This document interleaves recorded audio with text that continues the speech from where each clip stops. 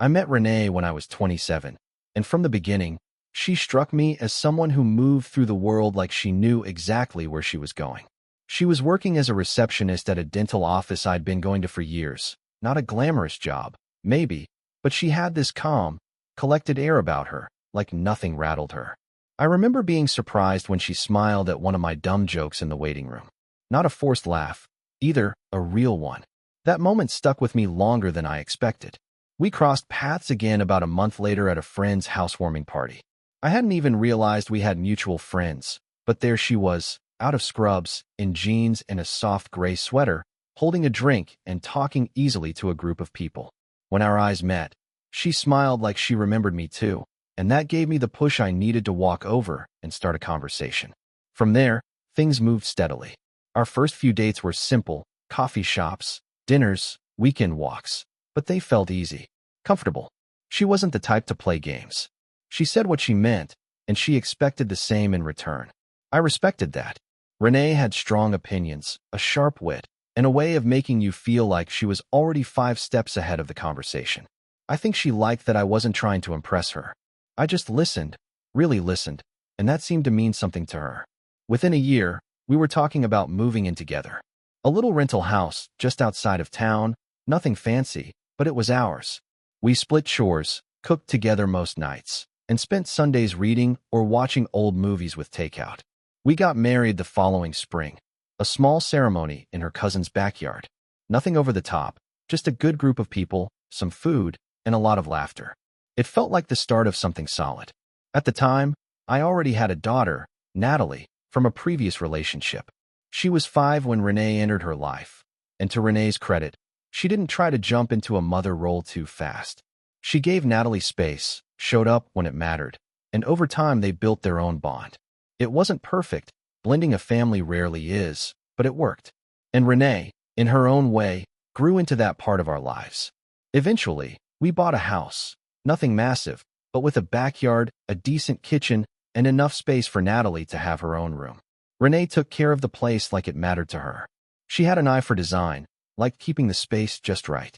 I'd come home to candles burning, music playing, and something warm on the stove more often than not. It felt like home. Now, nearly 2 decades in, life has settled into something stable.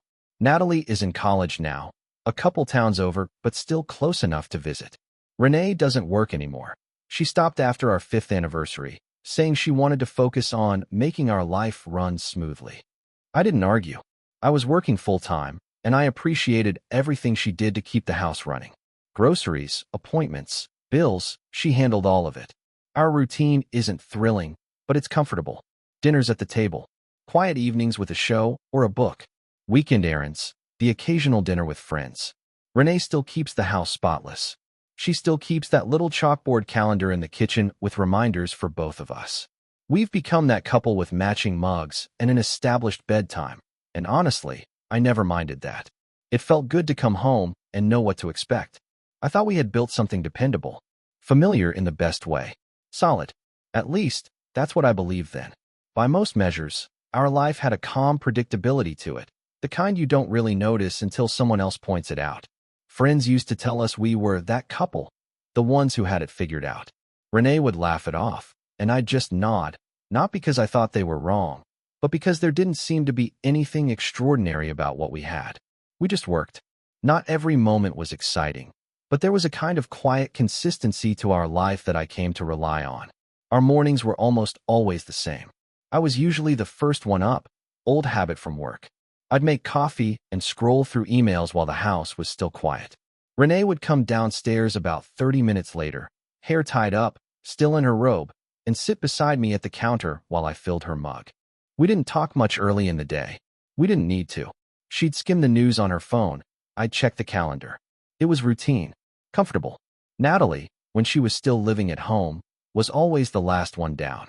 She'd shuffle into the kitchen half awake, mumbling about whatever assignment or rehearsal she had that day. Renee and I had an unspoken system.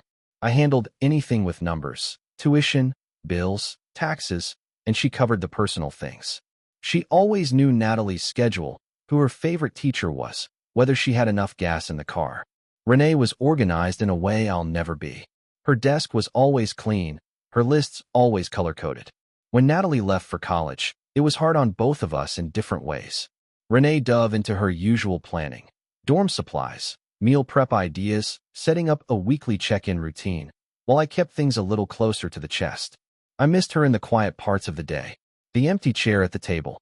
The absence of her music drifting from her room. Renee took it in stride, though. She said it was just part of the process. We raised them to leave us, she told me once, not unkindly. That's the goal. With the house, just the two of us again, our routines shifted slightly. More dinners in front of the TV, fewer appointments and drop-offs. Renee picked up yoga again. I started fixing up the garage in my spare time, half joking about turning it into a workshop.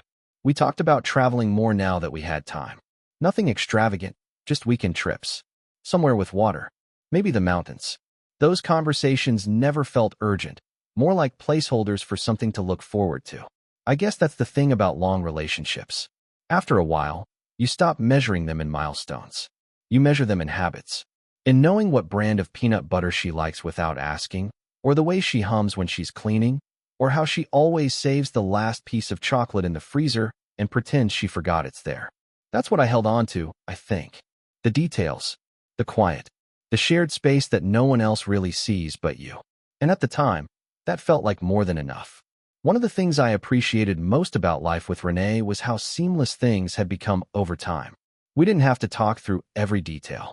We just fell into roles that suited us.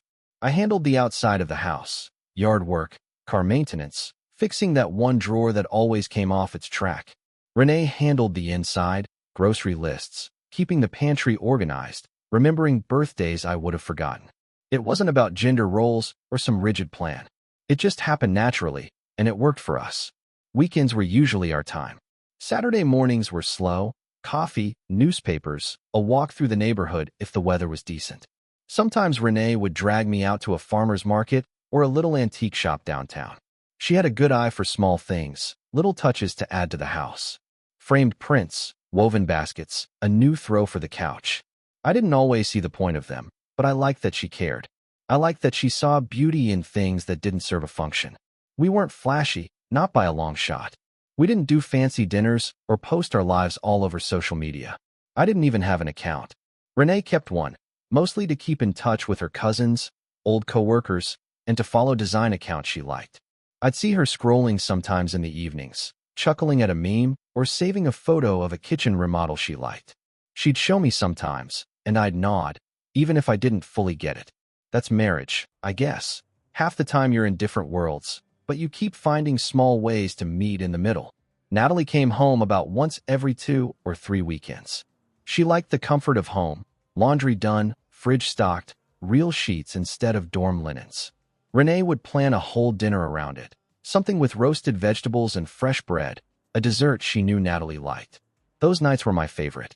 The three of us around the table, laughing about the dumb stuff, campus drama, TV shows, her friend's weird new boyfriend. It felt like a real family in those moments. One of those rare times when the rhythm and warmth made you stop and appreciate it in real time. Finances were stable. I'd been with the same company for over a decade, slowly working my way up. It wasn't glamorous, but it paid well and gave us health insurance, a retirement plan, room for the occasional splurge. Renee didn't work anymore, by choice, but she made it clear she still contributed in her own way, and she did. The house ran smoothly. Holidays were organized. We never missed a birthday or bill. Everything was accounted for. If you asked me back then if I was happy, I would have said yes. Not in an overwhelming, butterflies every day kind of way, but in the way that feels settled, known. We weren't newlyweds. We were a team. Partners. I thought we had gotten past the hard parts. I thought we'd earned our peace. But I was wrong. Looking back, the first moment I felt something shift was small. It was the kind of thing you could easily shrug off. One evening, I got home from work a little earlier than usual. Renee was in the kitchen, wearing one of her loose cardigans and leggings, hair tucked up in that casual way she always did when she wasn't expecting anyone. She looked startled when I walked in, just for a second. Then she smiled. "You're home early," she said. "Yeah, meeting got canceled," I replied, setting my keys down on the counter. There was nothing wrong in how she said it. Nothing obviously off. But something about the way she closed her laptop a little too quickly stuck in my head. The feeling didn't go away after that. It wasn't constant, just these flickers. She started spending more time running errands during the day. Nothing unusual, she said. Groceries, dry cleaning, catching up with a friend over lunch. I didn't question it. Why would I? We trusted each other. But one day, I asked if she wanted to join me for dinner with some coworkers, something we'd done a handful of times before. She hesitated, said she had already made plans with her friend, Angela. We're doing a little spa night, she said. Just something light, face masks, wine, that kind of thing. Seemed harmless enough. Except 2 days later, I ran into Angela at the gas station. I mentioned their night, and she just looked confused. Spa night? No, I haven't seen Renee in over a week. It threw me off. I laughed it off in the moment, said maybe I had the wrong date. But the drive home was quiet in a different way. I didn't say anything to Renee. I told myself it was probably just a mix-up. Maybe she'd met another friend, or maybe she didn't want to explain her plans in detail. That wasn't unusual. Still, the seed was planted. Once that doubt creeps in, even small things start to look different. Like the way her phone was never more than a few feet from her. She used to leave it charging on the counter, sometimes even forgot where she put it. Now, it was always face down, always within reach. She'd smile at texts and never say who they were from. I tried not to care. I told myself it was nothing. Everyone deserves privacy. But even Natalie noticed something. She's been on her phone a lot lately, she said one weekend when she came home. Like, more than usual. Who's she texting at midnight? I shrugged. No idea. Natalie didn't say anything else, but the look on her face said she noticed it too. The worst part of that stage, before anything is confirmed, before you even dare to say the words in your head, is how easily you can lie to yourself. I kept making excuses. She was stressed, bored, needing space. Nothing new, nothing serious. But beneath the surface, I knew. Something was shifting. I just wasn't ready to admit how much. I don't think there's a single moment where you know something's wrong. It's more like a pattern, like watching shadows change in a room you thought you knew by heart. And lately, everything around me was shifting, subtly, but enough that I started to notice. Renee had started dressing differently. It wasn't anything drastic. Just a little more attention to detail, a little more effort for quick errands or casual lunches. I'd come home and see her with her makeup still on late in the evening, even though she hadn't gone anywhere, or so she said. Her hair done, her nails freshly painted. I asked once if she was seeing someone that day. Teasing, not serious, and she laughed and said, "No, I just like looking nice." You used to compliment that. That hit harder than she probably meant it to. I tried to brush it off. Maybe she was right. Maybe I'd stopped noticing. Maybe I was just tired from work and seeing things through the wrong lens. But even the way she spoke to me had started to shift. She was short with her words more often, less affectionate in passing. We still had dinner together, still shared the couch in the evenings, but there was something about the way she kept her phone in her lap the whole time, glancing down every couple of minutes, typing quickly, and then flipping it face down. That kept digging at me. Then there were the absences. Little ones at first. A yoga class that went unusually long. A dentist appointment rescheduled for the third time. A quick trip across town that stretched into hours. Every time, she had an answer. And none of them were outrageous. None of them were things you could push back on without sounding paranoid. But they started to pile up in a way that didn't sit right. The hardest part was feeling like I couldn't say anything without sounding like I was imagining it. Because on paper, everything still looked fine. We still went grocery shopping together. Still talked about Natalie's classes. Still kept up the routines. But under the surface, it felt like I was having a conversation with someone who had already moved 2 steps away. One evening, I brought up the idea of taking a trip, just the two of us. We haven't gotten away in a while, I said. I thought maybe we could drive out to the lake for a weekend. Stay in that old place we used to like. She smiled. Not a warm one. More polite. I don't know, she said. Things are a little busy right now. Maybe later in the year? It wasn't a rejection, exactly. But it felt like a brush off. Like I was offering something that used to mean something, and now it didn't. I didn't push. I nodded, said, "Sure, whenever works." But something in me, some small, quiet part, wondered if she'd already made other plans. That night, lying in bed beside her, I found myself staring at the ceiling, trying to piece together if I was just going through a phase of insecurity, or if I was slowly being pushed out of my own life, one small omission at a time. We still had dinner together most nights, but lately the silences had grown longer between bites. I'd ask her how her day went, and she'd shrug. Busy, she'd say. Nothing exciting. Then she'd change the subject, sometimes to Natalie, sometimes to the news, sometimes to nothing at all. She'd pick at her food and glance down at her phone every so often, just enough to notice, just enough for it to pull at me. I tried to be understanding. I told myself we'd been together a long time, that people go through phases, that it was probably stress or boredom or some undercurrent I hadn't caught yet. But there were moments when she'd laugh at something on her screen and quickly turn it away from view. And I'd catch myself wondering, who makes her laugh like that? She wasn't cruel, not outright. She didn't snap or pick fights. But she'd started moving through the house like it was hers alone.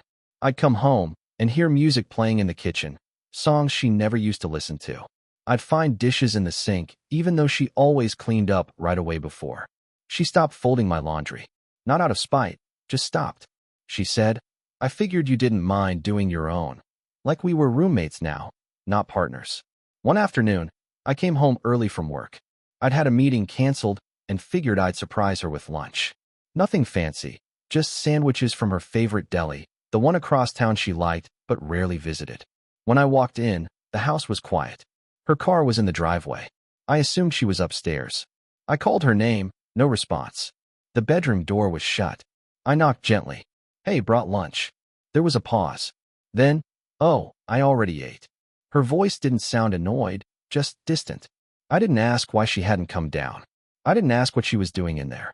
I just left the sandwiches on the counter and went out to the garage, sat on the old workbench and tried not to overthink it. I know how this sounds. Like I was paranoid. Like I was reading into things. But it wasn't just one moment. It was the pattern. The way her phone never left her hand. The way she stopped asking about my day. The way she kept the bedroom window open more than usual, even when it was cold, like she needed more air. Or less of me. I started staying later at work. Not because I needed to. Because it felt easier than coming home and pretending everything was fine. I started walking more after dinner, circling the neighborhood until it was dark. Sometimes I'd come back and see her curled up on the couch, texting with a half smile on her face, not noticing I'd walked in. Sometimes I'd hear her upstairs on the phone, her voice low, but warmer than it had been with me in weeks. I hadn't asked any questions. I didn't accuse her of anything. But that distance, it was real, and it wasn't shrinking. I just didn't know what was on the other side of it yet. By now, even the silence between us had changed. It wasn't just quiet, it was hollow. There were whole evenings where we barely spoke more than 10 sentences to each other. Sometimes she'd go to bed before me, sometimes after, but either way, we rarely fell asleep at the same time anymore. I'd wake up and she'd already be downstairs. Or I'd come upstairs late and find her curled away from me, already half asleep, her phone still lit on the nightstand. She said she was tired a lot lately, drained, that she needed space, and I gave it to her. I wasn't trying to pry. I wasn't trying to start anything. I just thought maybe whatever was going on with her, she'd come around. Maybe it was a slump, a low point. We'd had them before. Not like this, but we'd worked through things. This one just felt harder to name. One day, I brought it up gently. We were in the car, heading to a store we didn't even need to go to. Just killing time. I asked her if she was okay. Not in an accusatory way, just open-ended, low voice, trying to bridge whatever gap had opened between us. She didn't look at me when she answered. "I'm fine. Just in my own head lately." That was it. No, thanks for asking. No follow-up. Just a flat sentence, like she wanted the conversation to die right there. I didn't push. Maybe I should have, but at that point I felt like every word I said was being measured. I was second-guessing myself all the time. Do I ask too much? Am I being needy? Is this my fault somehow? Natalie came home that weekend. She didn't say anything at first, but she kept watching us during dinner, her eyes flicking between me and Renee, as if she was picking up on something she hadn't seen before. Later that night, she and Renee sat out on the back porch with glasses of wine. I stayed inside, watching from the kitchen window without meaning to. Just two silhouettes talking under the porch light. I couldn't hear them, but I could tell it was serious. When Renee came back in, I asked how the talk went. She just shrugged and said, "She's grown up. She's figuring things out." That answer didn't make sense. I didn't ask her to explain. The next morning, Natalie was quiet. We had coffee together while Renee was upstairs. I asked her if everything was all right. She hesitated, then said, "Mom seems different lately. She still calls Renee Mom, even though she's not her biological mother. It's always been that way." I asked what she meant. She gave a weak smile and said, "You probably already know." That sat with me all day. I didn't press her. I didn't want to put her in the middle of something I couldn't even define. But I couldn't stop thinking about that porch conversation, or the way Renee had brushed it off like it meant nothing. Things were shifting faster now, and I had the growing sense that whatever I thought I understood about my marriage, I didn't.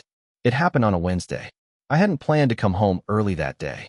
A client canceled a late meeting, and I didn't feel like sitting around the office longer than I needed to. The sky had that heavy gray color that made you want to go straight home, make a hot drink, and forget the rest of the world existed. I remember thinking I'd stop for Renee's favorite muffins from that little cafe by the highway. Just a small gesture, nothing big. Maybe to reset whatever had been off between us. Part of me still thought something small could fix it. When I pulled into the driveway, Renee's car was there, along with Natalie's. That didn't seem strange. She was in town, probably for laundry or food, or just to decompress for a night. I smiled at that. It felt like something normal, comforting. I stepped into the house as quietly as I could, not trying to sneak, just not expecting to interrupt anything. I figured I'd call out in a second. But then I heard voices from upstairs. Natalie and her friend Chloe. They were in Natalie's old room. The door just barely cracked. I took a step toward the stairs, then stopped when I caught Chloe's voice. Sharp, animated. "Oh my God, your mom is wild. Seriously. Like, she just brings him here when your dad's at work? That's crazy." Natalie laughed. I recognized that laugh. Half shock, half showing off. "Yeah, it's been going on for months. He comes over like 2 or 3 times a week. She says Dad's too boring, too predictable. It's like a joke between them." There was a beat of silence before Chloe added, "Doesn't he ever suspect anything?" And Natalie, my daughter, who I raised, who I supported through school and friends and every scraped knee and broken heart, answered, "Nope. He has no idea. He still thinks she's just tired." It's honestly kind of pathetic. I stood there frozen in the hallway, the bag of muffins still in my hand. I wasn't even breathing. The air felt thick, like the walls were closing in. I stared at the carpet and couldn't move. Couldn't think. Couldn't even process the words I had just heard. My wife. My daughter. Laughing. Talking casually about a man I didn't know, being brought into my home. Our home, like I was some kind of background character in my own life. I backed away from the stairs slowly, each step landing heavier than the last. I didn't say anything. Didn't storm in. Didn't confront them.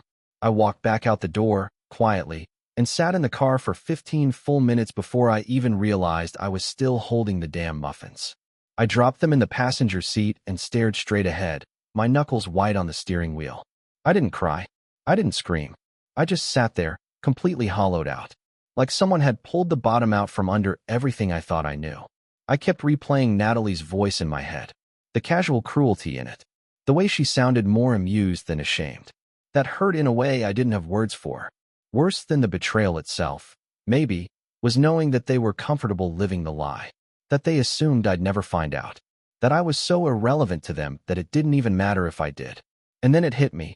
She brought him here, to our house, to my table, in my absence, inside the life I built for all of us. And Natalie knew. That night, I didn't sleep.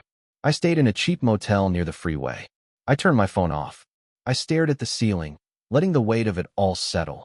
The lies, the casual way they'd dismissed me, the reality that my marriage, my home, even my role as a father had all been undermined behind my back. But I didn't fall apart. No, I got very, very still. Because if that was the day I learned the truth, then the next day would be the day I acted on it. The next morning, I drove back to the house before sunrise. I parked on the street, sat there for a while, just watching the house through the windshield. It looked the same as always. The porch light was still on. Renee had planted those lavender bushes last spring, and they were just starting to bloom again. It looked like a home, warm, familiar, but I wasn't going inside to be part of it. I was going in to end it. I didn't feel rage, exactly. What I felt was cleaner, colder, a kind of quiet resolve. For weeks, I had been second-guessing everything. My instincts, my memory, the way her voice had started to feel distant. I had held off out of some misplaced hope that maybe it was all in my head. But now that the truth was bare, I didn't want explanations.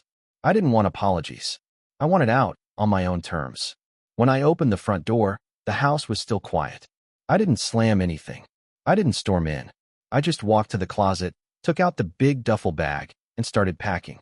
My clothes, my laptop, my documents, the watches my father left me, everything that was mine and mine alone. I moved methodically, not wasting time. I cleared out my side of the bedroom. I unplugged the router and took it too. My name was on the account. When I finished, I walked into the kitchen. I sat at the table, drank the last of the coffee she'd brewed the night before, and waited. Renee came downstairs about an hour later. She was in leggings and one of those oversized sweatshirts she wore on lazy mornings. Her hair was tied up. She blinked when she saw me sitting there. "You're home early," she said, cautious. I looked her in the eyes and said, calm as anything, "I know about him." She froze. For 1 second, her face gave it all away. She didn't ask who. She didn't say, "What are you talking about?" She just went pale. "I heard Natalie talking," I said. "With Chloe. Upstairs. Yesterday." Still, no denial. Just silence. I stood. "You brought him here. Into our home.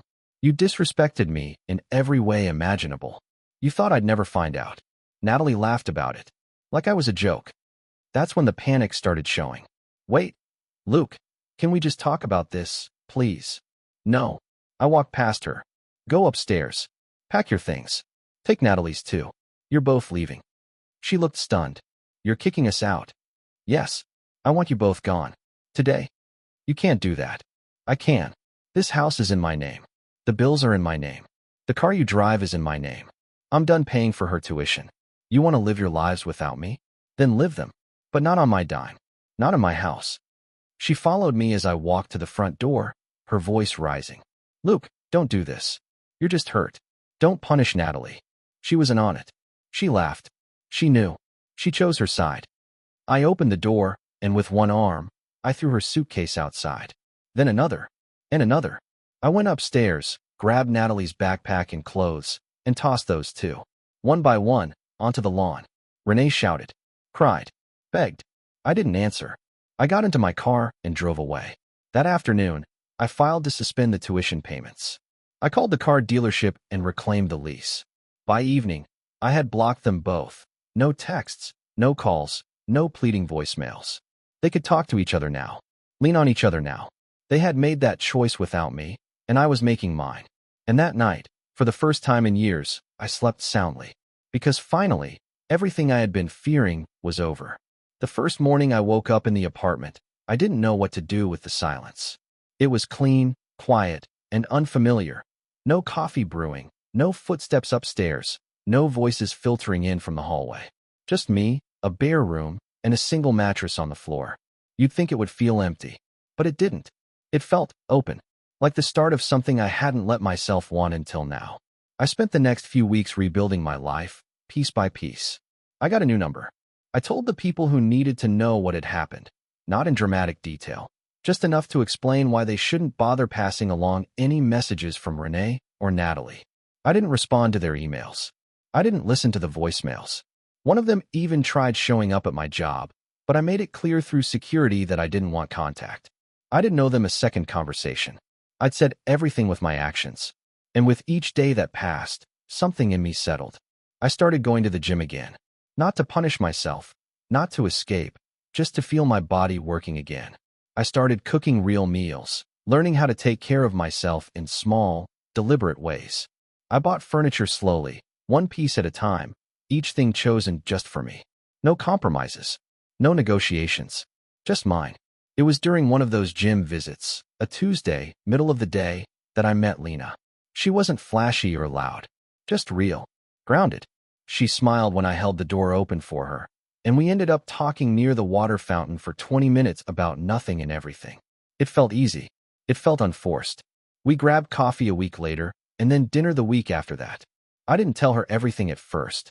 I didn't want to lead with the story of how my life fell apart. But slowly, as we got to know each other, the details came out. Not for sympathy, not for drama. Just because if this was going to be real, she deserved the truth. She didn't flinch. She listened. She asked good questions. She didn't try to fix anything. Just sat with me in the space I'd carved out from the wreckage. What struck me most about Lena was her kindness. Not the over-the-top kind. The kind that shows up in the quiet moments. When she remembered my schedule, when she brought over soup the night I mentioned a cold, when she stood beside me in a world I'd rebuilt from scratch. It was still early.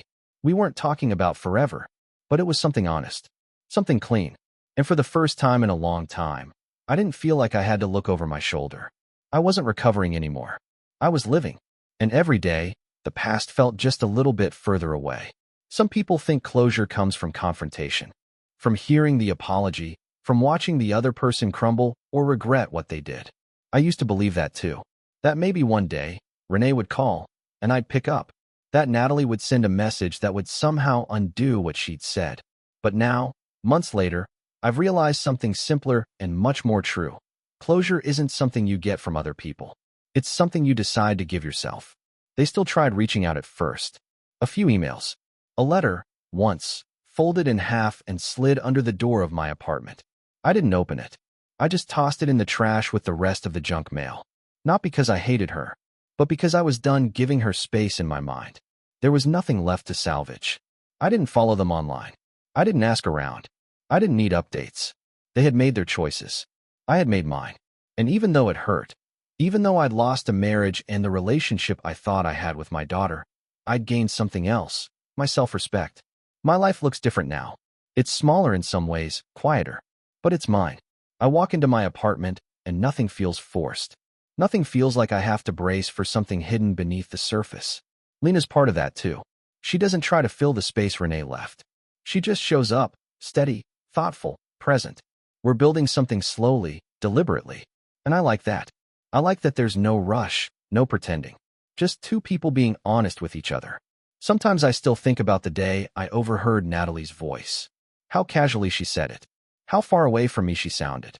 I wonder if she ever thinks about what that moment cost. But I don't linger there for long. It's not my weight to carry anymore. I've started making new routines. Sunday morning walks. Thursday night dinners with friends. A weekend trip planned with Lena to a cabin by the lake. The same lake I once wanted to take Renee to when I still thought that could fix us. Funny how some places stay the same while everything else changes. I don't miss the old life. I miss who I thought we all were. But I've accepted that who we were is not who we are now. And that's okay. I've stopped asking why. I've stopped trying to understand what I never had control over in the first place. Some things just break. And when they do, it's not your job to glue them back together, especially when you were the only one holding the pieces. This is the part no one tells you about, the peace after the storm. The part where you get to wake up without the weight. The part where you breathe deeper, laugh easier, trust again, not because everything is perfect, but because you are finally whole. I don't need revenge. I don't need apologies. I just needed to leave. And I did.